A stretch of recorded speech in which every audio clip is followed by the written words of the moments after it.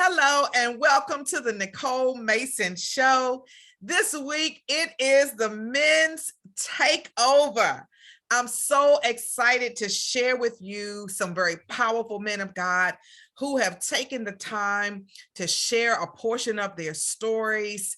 And today I want to introduce you to Deacon Edward Leon Best. Most people know him by Brother Leon, and I'm so excited for you to hear from him. Let me read a little bit of his bio.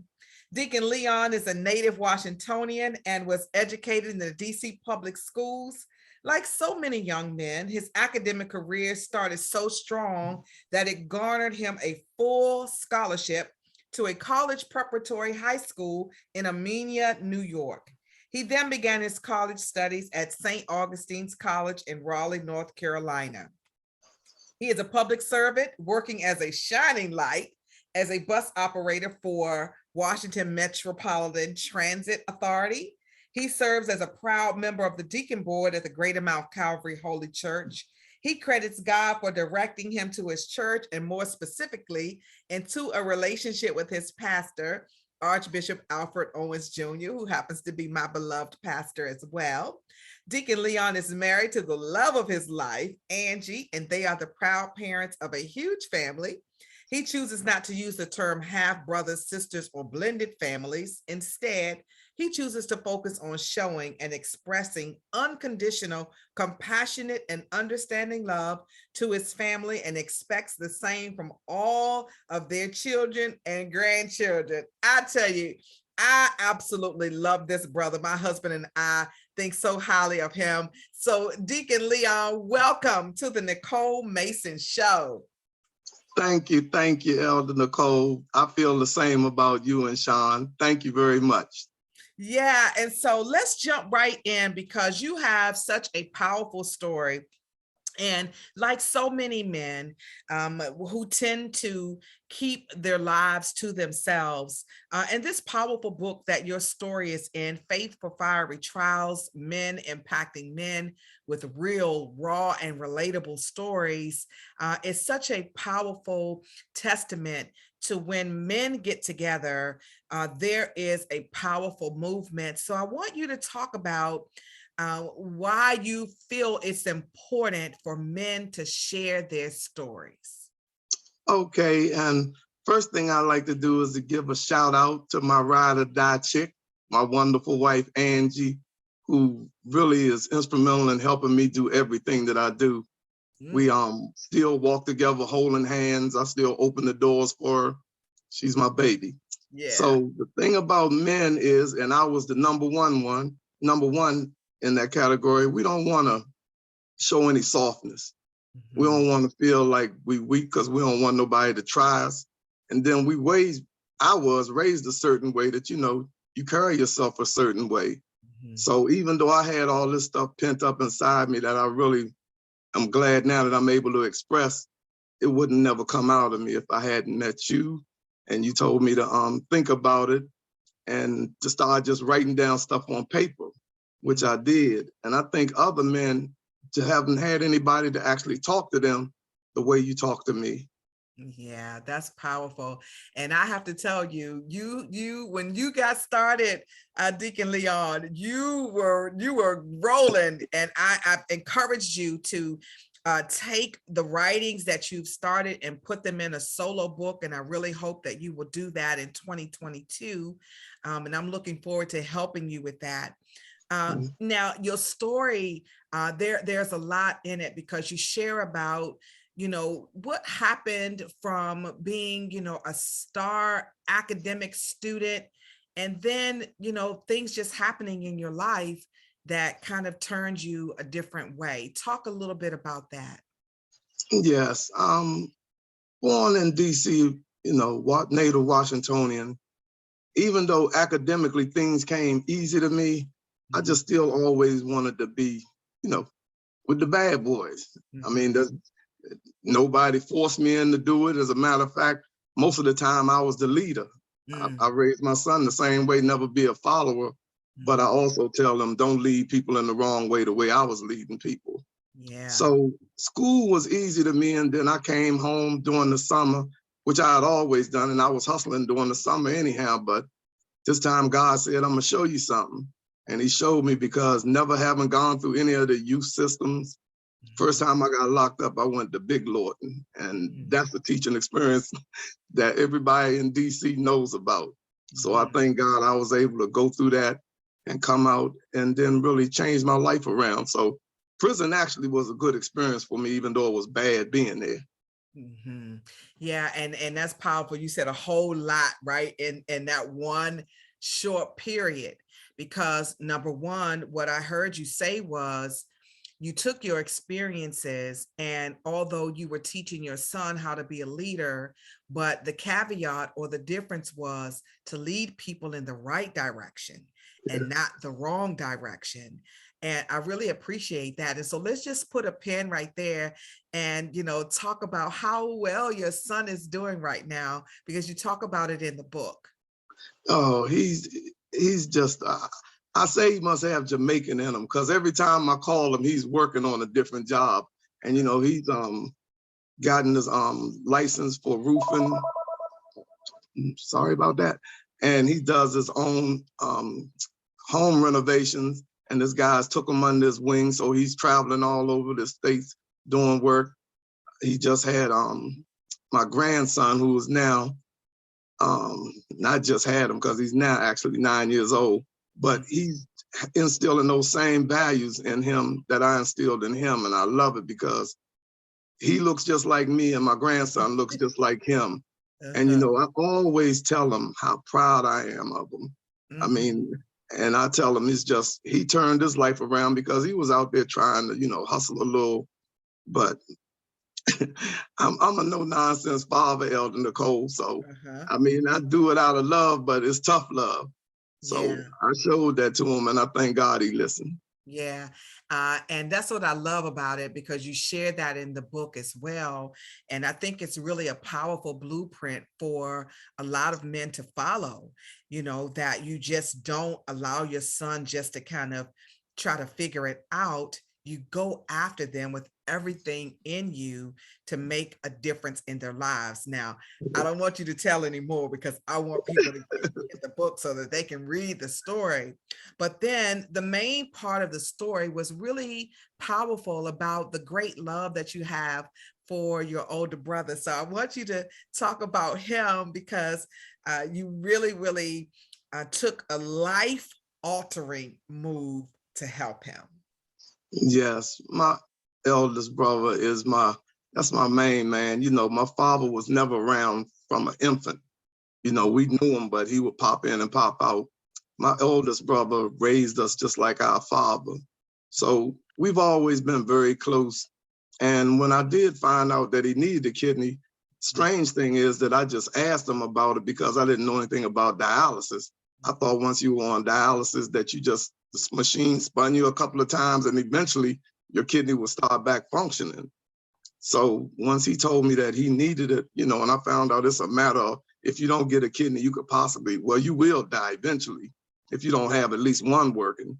So I asked him, why wouldn't he ask me? And I'll never forget, and I put this in the book, the look that he gave me, and he said, I could never do that. And it really opened my eyes to wonder, how do you ask somebody for an organ out of their body? So I'm sure it's other people that feel the same way. And I'm sure it's other family members like me that didn't know that all it takes is to get tested just to see if you're a match. Not to say you're going to do it, but at least get tested to see if you're a match. And then you could think about whether or not, you want to go through with it or not, but at least to be tested, just to show your loved one, you might be there for them and might not. But a lot of people have that fear about, if I give my kidney to him, what about if something happened to me? My life story, that's the last thing I could think about, because God has kept me from Jamaicans chasing me with machine guns to people shooting at me, and Lord in prison. So I look at it like it's no different than if you walk across the street and a car hits you. So that never came to my mind about if something happens to my other kidney, because when I was on the operating table, I did the sinner's prayer and started smiling, because I knew if something did happen, I'm going to heaven. Yeah, but it was just a pleasure, because the main thing I always think about, Elder Nicole, is when I came out of surgery and looked at the doctor and I said, how's my brother? And he just started smiling. He said, it's amazing. Y'all both said the exact same thing when y'all came from under anesthesia, because that's how close we were. Now I have to say this. He likes that other team. They beat us last weekend, so I just call him that other team. And I always joke with him, tell him he got a Washington Redskin kidney in him. He was like, no, I don't. I was like, yes, you do. But that's the type of fun we have. We go to games together and, it's just a joy. And I tell people, I don't even realize my kidney's gone. People be like, how do you feel? How do you feel? If I don't see the little scars on my stomach, I would never know. I don't feel no different, no kind of way. So that's to let people know that fear that you might have, you'll be fine. And, I'll be willing. That's why I did that book. So anybody that wants to talk about it, I feel that God led me to do that so I could share my experience with them and, maybe help them with that fear if they haven't. Because I tell you, I had absolutely no fear when I was doing it. None. Yeah. And I think, because you had come through so much, and you talk about this in the book as well, which I think is very, very powerful, that you make this connection that you have been, a drug user for some time. Yes. And when it came time to do the kidney, how, you were given a clean bill of health.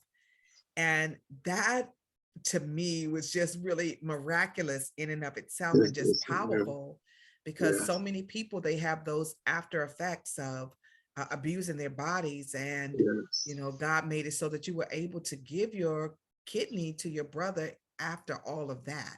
Yes. That was powerful. And not only that, I like people to know I wasn't a drug user. I was a drug abuser.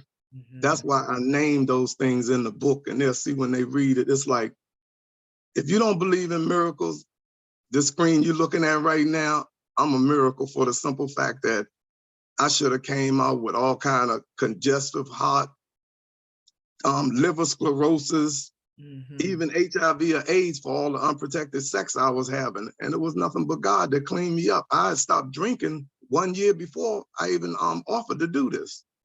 So I was drinking up to a year before that. I mean, straight from the bottle, Hennessy, not taking sips or nothing, abusing.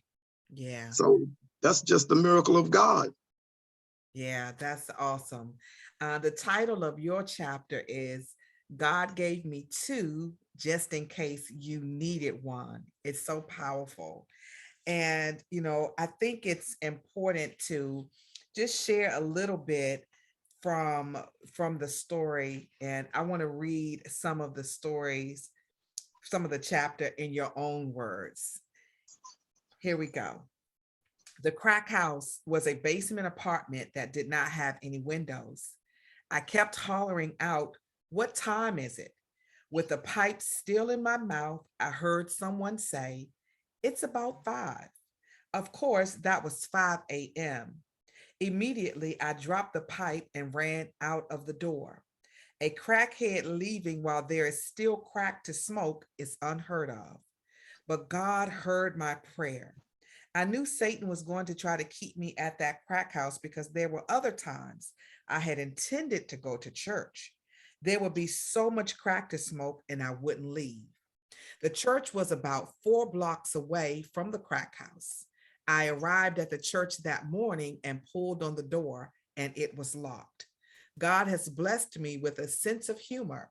So even in my dilapidated state, I looked up to the sky, arms up, and said, "Lord, I thought the doors of the church are always open." And I love your sense of humor. I love the way that you wrote your chapter and shared from your heart. And so talk about that turning point in your life from being a drug abuser to serving this God that we love so much. Yes. And because I smoke so much PCP and both, which is embalming fluid, PCP, which would be PCP. I have a hard time remembering things. And I don't know if I shared that with you or not. it's just nothing but God. I can remember vividly everything that I wrote in that book. It just comes to me like it was just yesterday. And this was 1989, and I can remember it just like that. So I've always had this relationship with God that I knew about, but I didn't know about it. But I knew when I could hear God's voice as opposed to Satan telling me something not to do. A lot of times I used to choose to listen to Satan, even though I knew God was telling me not to do it. So once I got into the church, I just felt like I was at home because I was raised in the church, and I went away from it. And I'd been through NA, and God bless NA and AA, through the courts and all that. But I'm gonna tell you the main thing about that never appealed to me is I've never called myself a recovering addict. Now, God bless everybody that has to use that term, but to me, recovering means you still, I mean, when I had surgery, I recovered. I'm not a recovering kidney donor. So to me, you know, when God delivers you, you delivered. So I've never liked that term, and, you know, all that a day away, you know, it's like a cop out to me because you could easily fall off and say, well, you know, I was just a day away. So the church just showed me differently. And then the powerful preachings that Bishop Owens did, it was everyday life learned lessons. You know, it wasn't like he would go to the Bible and just preach out of the Bible and you don't really understand what he's saying. He would apply everything to what was going on out in the street because we lived in the heart of crack cocaine country. I mean, Georgia and Park Road, you could hear gunshots in the church. We were right there. So when I got involved in the church, it's just like I felt at home, and I just started coming to church. But I share this with people also. For 19 years, I didn't write this in the book. I came to church drunk, straight from the club. And people were calling me all kind of hypocrites. And I used to laugh, and I was like, I don't care. They were like, why you going to church? You was at the club last night. I used to even hear Bishop preaching about it. But I just kept doing it because I knew I needed to be in church, until I finally heard that sermon that made me just walk down to that altar. And when I got up from the altar, I was gone. When I got up from the altar for the crack, it was gone. I tell people I've never went through 10-step programs. I've never, so when I say God has shown me miracles, that's why I know he's a miracle worker. Yeah, that's so awesome and so powerful. And you share a lot of this in the book. And, you know, the thing that I love about God is when our hearts are intentionally reaching out to him, he reaches back to us. So Yes. talk about the morning that you ended up at church and the sermon that Bishop Owens preached that Sunday. Talk about that. Yes. See, I definitely remember that because when I came to church and the guy opened up the church and let me in, I told him I just wanted to see the pastor. I didn't know who Bishop Owens, I didn't know who the pastor was, but I just wanted him to pray over me. And I probably would have went right back to the crack house. But the guy just left me in the church, just left me. So I'm sitting down in the pulpit, I mean, in the pews, and all of a sudden I start hearing all this singing and commotion, and I wake up and there's so many people beside me that I can't even get out of the seat. And they, good morning, good morning. This is what I like to stress to people. If you could imagine how somebody smelled after not bathing in 6 months. I had on the same t-shirt and the same jeans I had worn all summer. This was in November. I was out in the cold. I didn't even have a coat on. But none of them people, as bad as I know I must have smelled, turned their nose up to me. They were just all smiles. And then Bishop got up and said, I'm going to do something this morning I've never done. He said, because if you know, I've never drank, I've never smoked, I've never done drugs, but for some reason, God is telling me to preach, and specifically to preach on crack cocaine. So I sat up in my chair and looked around. I was like, that guy done went back there and told him that I'm in the church and set me up. So then Bishop kept on preaching, and, you know, I'm going in and out because I'm still high. And then I don't know exactly what he said, but whatever he said, this young lady in front of me that had gave me her Bible to read, of course I wasn't reading it. I thanked her and handed it back. She turned around and looked at me. She said, did you hear that? And I don't know what he said, but I just got up out of my seat, excused myself. And thank God back then, it was just a step down from the pulpit. So Bishop Owens used to be on the floor a lot. And I just walked up to him and he didn't seem startled or nothing. I just grabbed him and started crying and told him that, I was on crack and I need help. And he just put his arm around me and said, we're going to find help for him. And at that time, my mother had gotten on a bus and left. My mother had a mental condition, so nobody knew where she was at. So he was like, we're going to find her mother. And I sort of like raised my eye up and looked at him like, man, this man crazy. How you talking about they're going to find my mother and don't nobody know where my mother is? But to make a long story short, he preached with me in his arm the whole sermon.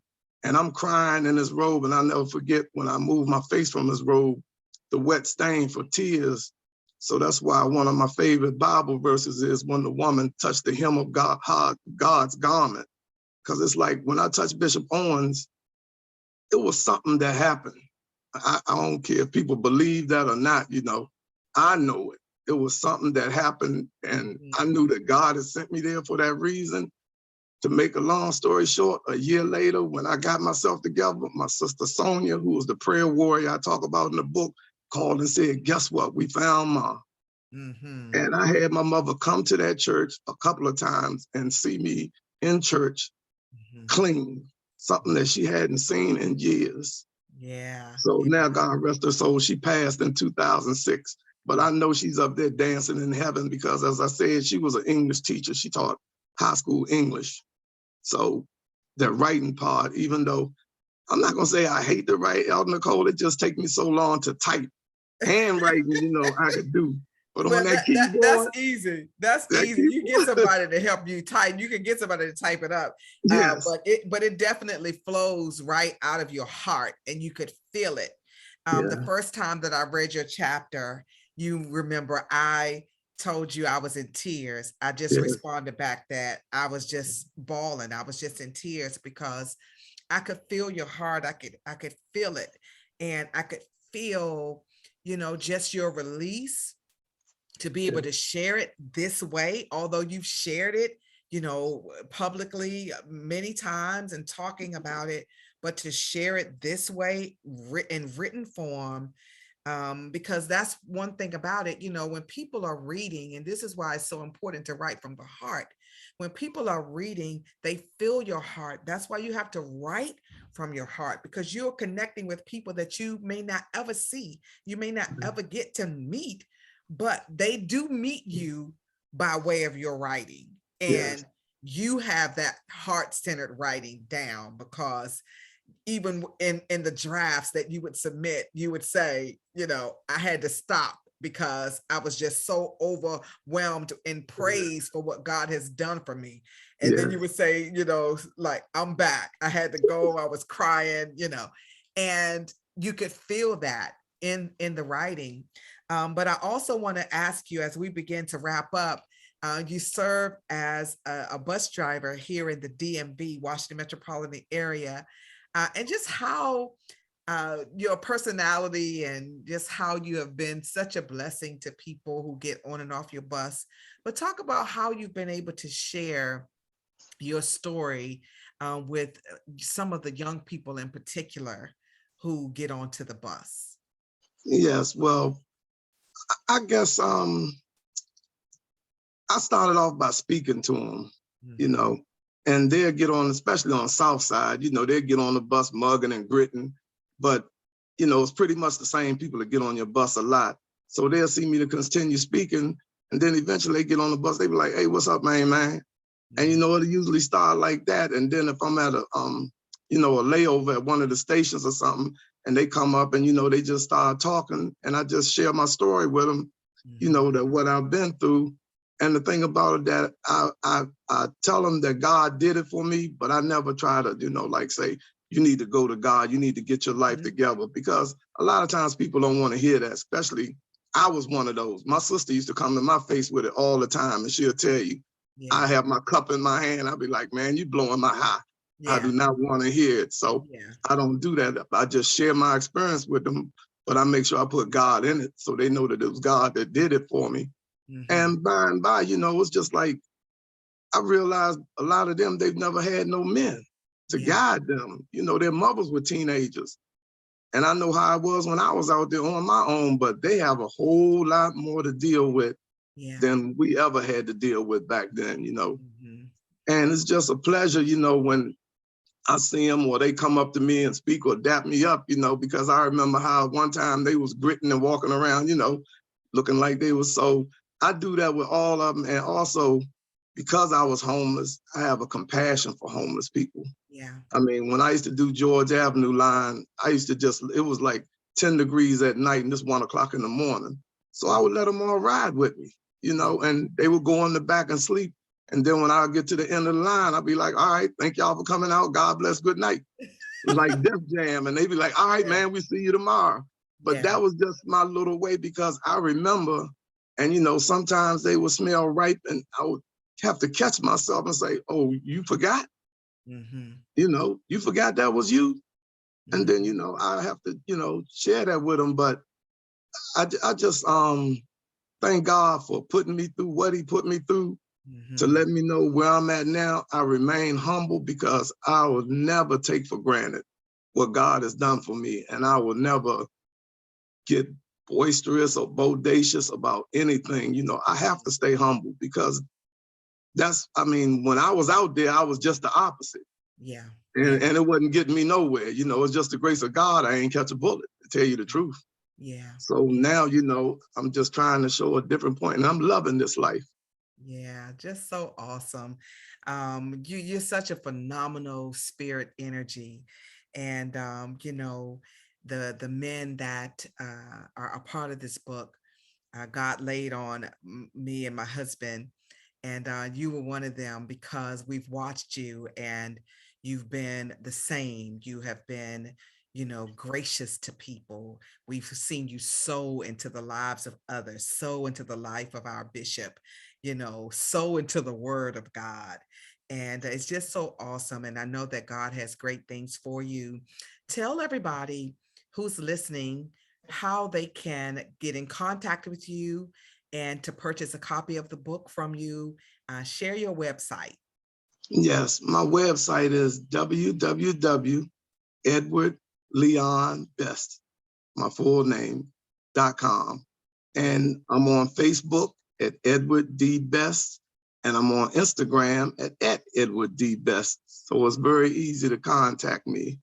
And if anyone wants to contact me on Facebook, I really don't do the DM, but if you just say for me to send you my number, I don't have no problem putting it post publicly so that you can give me a call and I will talk to you privately.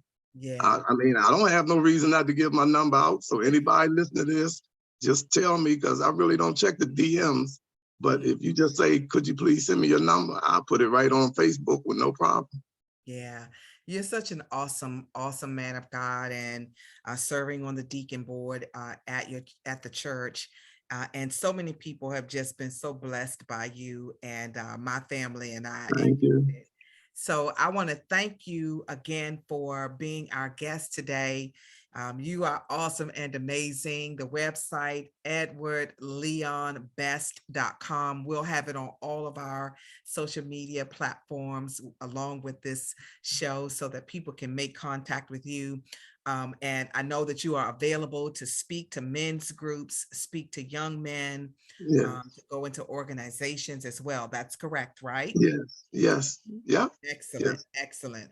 Well, thank you so much. And we appreciate you. And we know that the best is yet to come. I know that next year we're going to be working on a documentary with the book. And I'm looking forward to having you to be a part of that, because we want to turn this into a film so that men can share it and, watch it, particularly men who are in prison, in homeless shelters, so that they know that God can do just what he did for you. He can do for them as well. So we're excited. Can I say this before we go, Elder Nicole? I like people to know.